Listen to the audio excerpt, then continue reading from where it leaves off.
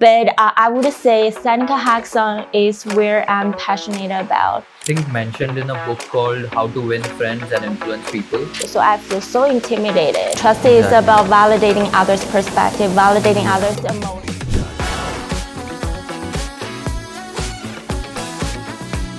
Hello and welcome. I am your host for today. My name is Arya. I am a marketing student at Seneca Polytechnic. And today is a very special day because this is the first ever episode for Seneca Hackathon's podcast series. And for those of you who don't know what hackathon is, well, Seneca Hackathon is an event where intellectual minds come together and find a solution for a common problem. And this year, we are going to find a solution for all the housing problems in Canada. But wait, we have a better guest who can explain what hackathon is. She has a lot of experience. She has double bachelor's from Seneca, master's from University of Toronto and Western, and she has been a participant, an organizer, and a winner from the previous Seneca hackathon. So allow me to introduce you to Yahui Liu. Hi everyone, my name is Yancy. Right now I'm the Seneca alumni, and this is my fourth hackathon, and I have experience as a participant for the last 3 hackathons, and also this year I'm the organizer for the Seneca Housing Hackathon. Okay, that's great. So Yancy, please tell us, what was your motivation on joining as a participant? Oh, you mean the first time I joined the hackathon? Yeah, exactly. Well, I would say there are 2 things make me to join the hackathon.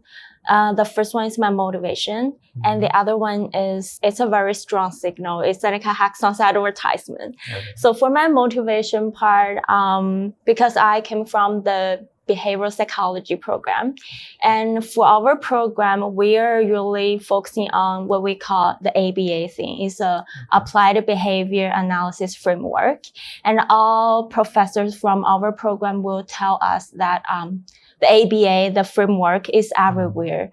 It's not just about implementing the ABA for children with autism, implementing the ABA in clinical settings. Actually, you can implementing the ABA framework beyond the autism, beyond the dementia, beyond the clinical setting thing. So I'm also wondering like how I can implement the ABA framework around the world and supporting the larger amount of the people to live a better life. So that is my motivation part. And for another, I would say it's a signal, strong signal to push me to jump in is because I do see the Seneca Hackathon advertisement 3 years or 4 years ago. And it's very appealing. And it says everyone is very welcome. And you don't need to know coding. This is the thing that I'm worried about because I came from the arts and social science field. So they said, okay, you don't need to know coding. And we have cash prize. I thought, okay, why not just give it a shot? And then I just jumped in. That's a good motivator. I really like your first insight that you spoke about. I think I should really write that down, and I think our viewers should also do the same because that's really helpful. Oh, yeah. So, Thank you. Yancy, just tell me what brought you back to hackathon, because I know you're so busy. You're doing your masters. Okay, so for this year, yes, I'm really busy. I'm doing 2 full-time masters right now, and trying to also balancing my academic things and also have my part-time work. But I would say Seneca Hackathon is where I'm passionate about every year, all the time, because this is where the magic will happen. Lots of the people will be there, participated, have lots of the innovative thoughts. So after the end of the last year's Seneca Hackathon, the professor Mark Buckner just texted me, asked me that if you would like to be the organizer for the next year. I said, okay, why not? So this is why I'm here back, because I want to see more innovative thoughts, and I want to see how others to tackling on the current social issues. And I want to support the Seneca students and other participants be successful, connecting them between the sponsors and also the mentors and other future, maybe their managers in the future. So you mentioned that Mark Buckner called you back. Yes. So I think that is a very good point, because if you work really well, professors do notice you and they call you, and I think that will really look good on your resume, on your experiences, and maybe helpful to get a job. Oh, yes. Yeah. I would say the Professor Mark Buckner is a very supportive professor. He always said, we don't need you to learn a lot of things. We need to see that you're willing to learn. This is the key points that we are trying to pull you back to the Seneca Hackathon, be the organizer, or sometimes he will pull you into the groups in the Seneca Innovation. So if you're an energetic person, so please join the Seneca Hackathon. Let all the sponsors and professors to see you, and you have more chance to join into the Seneca Hackathon for the next year, or Seneca Innovation. Right now they call it Seneca Applied Research Work. So, and maybe you can get a co-op very easy. Exactly. That's how you grow your network and increase your chances of getting a co-op or internship or even a full-time job. Okay, Yancy, let's talk about your experience. So as a participant, drive us through your journey of hackathon. Okay, so this is my fourth hackathon. For the past 3 years, I was a participant. And at the very beginning of the first hackathon, I feel intimidated because I don't know anyone. And most of the students, they're from like IT field, the business field, some marketing field, and maybe some media communication field. And I cannot find classmates like playing with me to join the Seneca Hackathon from the behavioral psychology field. So I feel so intimidated. But once the hackathon starts, the student success officer from the Seneca Hackathon, which is also our organizers, and they are trying to support me, trying to help me build up my team, and trying to help our team to connect with the mentors, connect us with the sponsors, connect us with the different professors from the Seneca Polytechnic. So which is so cool, and which makes me have a huge relief of like intimidating things. And then I got the first place. I feel so excited, and I would say I have lots of the experience like collaborating with a multidisciplinary team. I'm so appreciated that Seneca gave us the chance to hone our skills, not the professional skills that we have learned from the lectures, but also hone our communication skills as well. Can you tell us, how do you think you won that particular hackathon? What were the reasons according to you, and why your solutions or why your project stood out? Okay, you mean the secret recipe? Yeah. That's why I entered into the final round for once. I got the second place for once, and I got the first place for once. I would say the secret recipe is accepting, like be very open-minded and accept different perspectives from different fields. And because I always have the perspective from the behavioral sciences and psychology, and I always propose my perspective and try to convince other team members to grab some solutions from my perspective.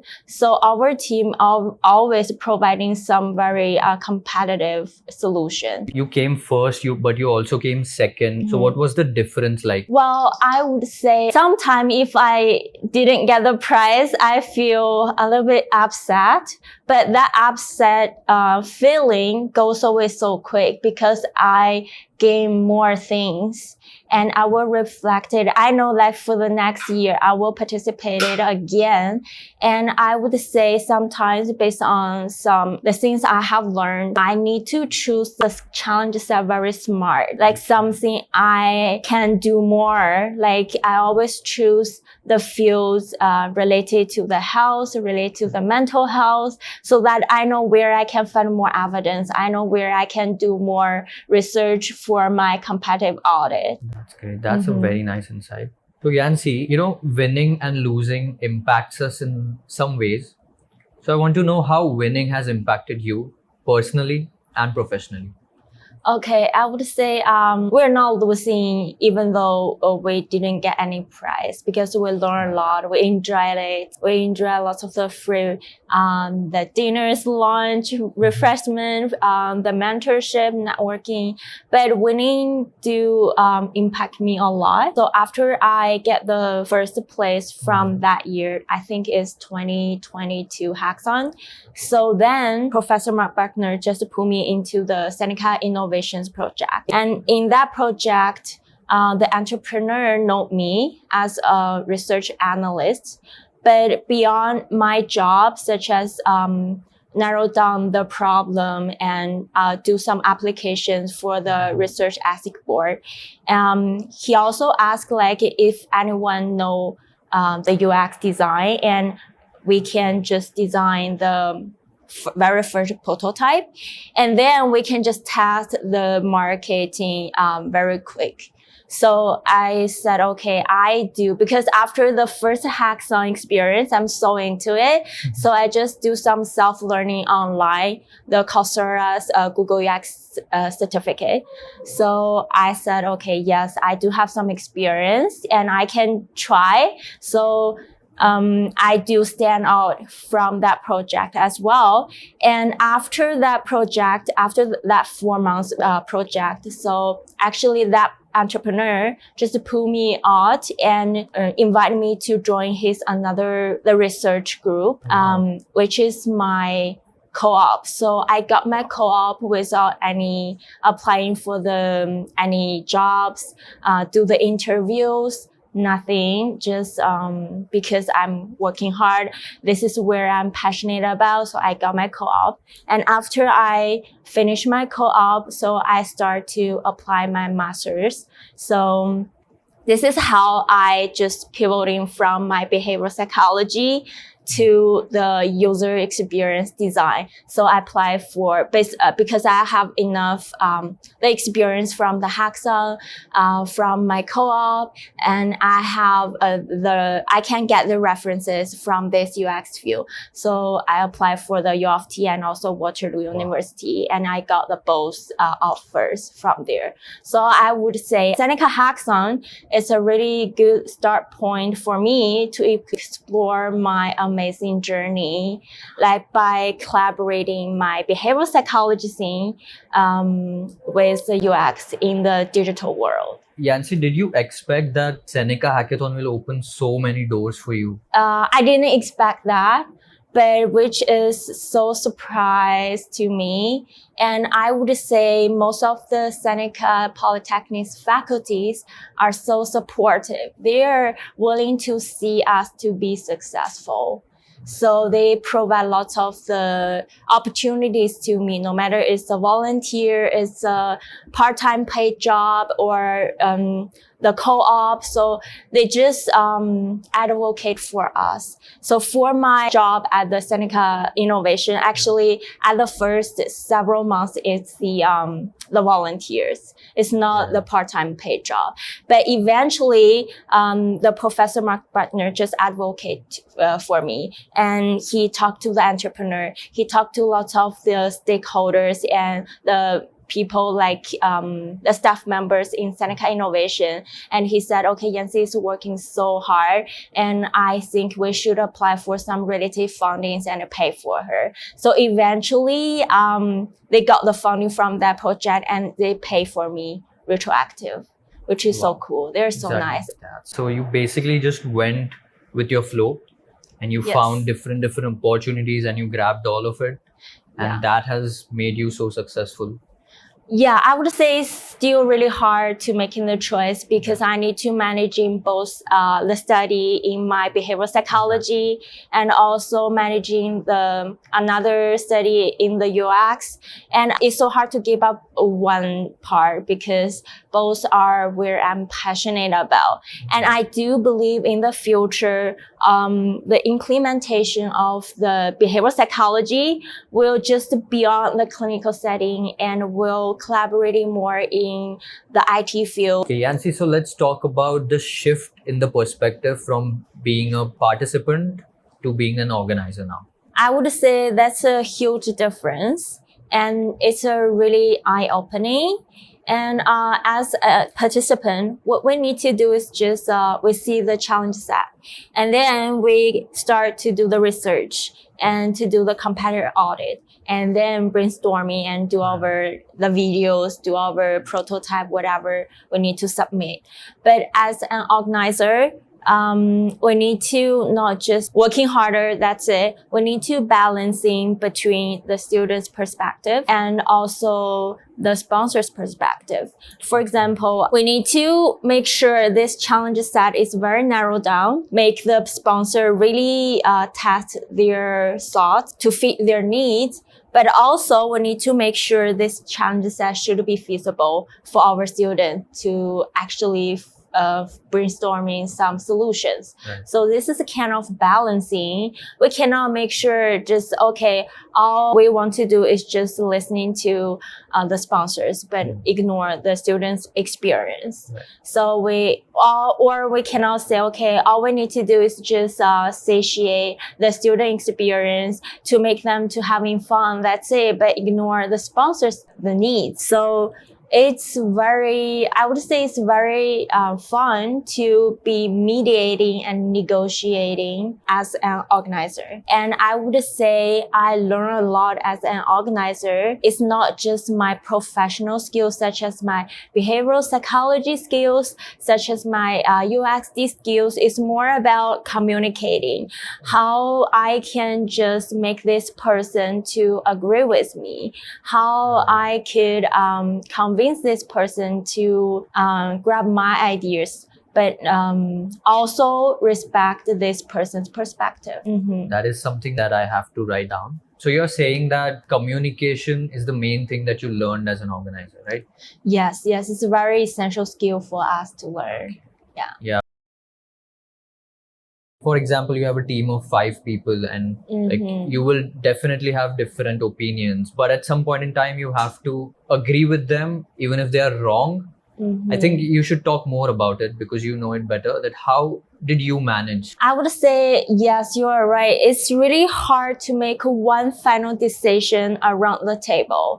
And every single person have their own perspectives, especially we are working as a cross-functional team with multidisciplinary team members. So every single person will have their own perspective from their own field and have their own experience and their own empirical evidence to support that they are right. So luckily, from my program, we have a course called mediation negotiation. So from that course, I learned a lot, and I wish I could have that course really earlier, maybe at the beginning of my first semester, to know that human skills. For example, you may disagree with this person, but the first step you should say is not, hey, I don't agree with you. Here's my opinion. Just follow my rules. So we need to, in order to let others to agree with our opinion and let others to join our team, support our perspective. So we need to validate their perspective first. Say, hey, yes, I know, I hear you, and I know why you're saying that. So under that particular situation, so I do believe, yes, you're right. But once this person trusts you, and you should propose your perspective to say, okay, but in this situation, things are different. So maybe we need to shift our direction around a little bit to follow my perspectives. And then maybe we can find an optimal, the goals and results together. So this is kind of the things I learned from my program. And this is a thing that I practice again and again during the Seneca Hackathon as a participant and also the organizer. What you just mentioned is, I think, mentioned in a book called How to Win Friends and Influence People. Oh, that's interesting. So you just learned that by help organize a big event. So that's a great thing. And also maybe we call it how to build up the trust. So trust is not just having the same perspective. Trust is about validating others' perspective, validating others' emotions, and also propose our perspectives respectfully. Exactly. Beautifully said. Thank you. Clearly, you have so much experience, but with experience, you might also have some good memories. So let's just talk about your favorite memory, whether it's being a participant or a winner or an organizer, whichever comes to your mind. Well, I would say my best memories are a lot. One of them, my best memory is the moment that we got the first place. Yes, of course, because we are very hardworking and do a lot of things, do lots of the debates, and reiterated our prototype and final solutions so many times within 1 week. And another sweet memory I would say is last year's hackathon. It's an in-person one. So finally, we're going back to in-person model, not just the online hackathon. Right. So we have so much fun for the final rounds. I love the photo booth. And I love the gigantic chocolate that provide for us for free, which is so cool. And I love the networking session after the end of the hackathon during the dinner. Right. So we make lots of friends. We connect to different people from different fields through the LinkedIn, which is so cool. Perfect. I hope we are having the photo booth this year. So Yancy, how do you believe that Seneca Hackathon initiates in providing solution for societal problems? Oh, I think the Seneca Hackathon is really good at initiating the current societal issues and trying to bring this alive, trying to bring this to the actual industry field. So comparing to the traditional hackathon, which is only hosting the coders, the hackers. So for our Seneca Hackathon, we are so inclusive. We are welcoming every single person from different fields. So we are trying to accept every single voice to make this solution more real.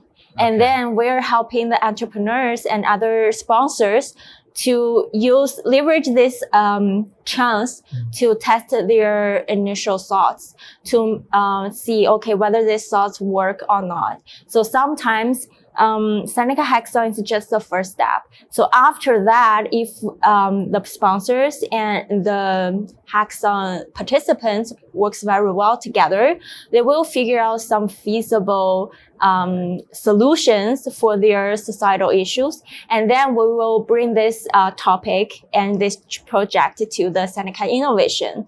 And then they will try to do more empirical evidence research and to make these things actually launched in the future. So which is so cool. Yeah, thank you for taking us through the process of hackathon.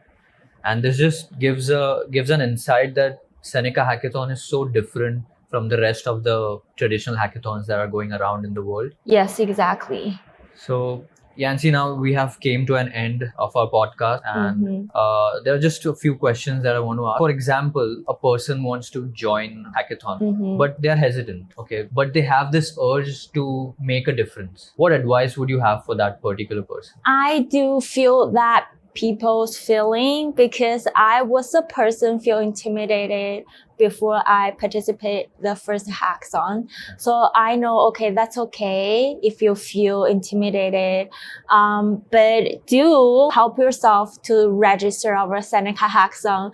Do try it because this is very, very fun. It is very valuable for you to gain your skills and to broaden your eye horizons, and also to make your resume look so pretty in the future.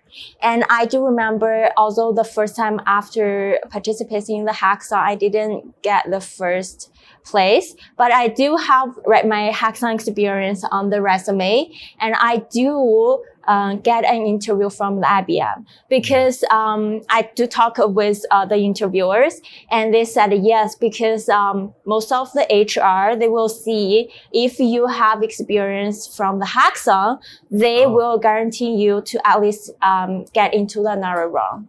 So which is so cool. Just be brave and enjoy the whole process of the hackathon. I promise you it's gonna be so fun. Yeah, you just have to take a step out of your comfort zone, and that's what she did. And now you can see her experience. Like, she has done so many things and got so many opportunities. So Yancy, just give a motivational message to our viewers or to someone who is a future participant of hackathon, or maybe an organizer, anyone. Okay, just join with us and have fun, not just focusing on the destination, but enjoy the whole journey that you will join from this year's Seneca Housing Hackathon. And good luck. Exactly. Seneca Hackathon is a journey, and this podcast will take you through this journey. So thank you so much for watching this episode, guys, and I hope you enjoyed it. But stay tuned for more episodes. We have a lot of people planned to come here and give you a lot of insight, and you'll get to know more about Seneca Hackathon. Trust me, it's going to be very exciting, and see you in the next one.